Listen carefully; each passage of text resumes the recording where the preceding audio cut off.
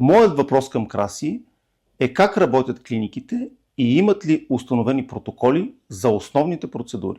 Доктор Ситнов, интересен въпрос ми задавате. В практиката съм наблюдавал няколко различни подхода. Един от тях е докторите, следвайки образованието, което са завършили и място, в което работят, предприемат индивидуален подход спрямо своите виждания и разбирания как да лекуват конкретния пациент в дадената процедура.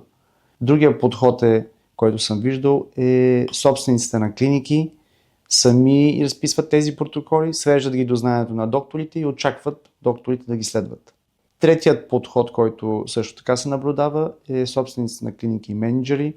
Имат конкретни разписани протоколи, но правят дискусия с всеки един доктор в клиниката като брейнсторминг и заедно взимат решението всяка една процедура с каква последователност да бъде, какви да бъдат стъпките, кои стъпки трябва да се случат, кои не, и заедно накрая разписват тези стъпки и ги следват като един, за да има един стандарт в клиниката. Но кой е правилният подход за вашата клиника, ще разберете само ако се явите на нашия семинар. За да разберете отговора на този въпрос и на още много други въпроси, свързани с мениджмънта и маркетинга на една дентална клиника, заповядайте в София на 30 май, събота.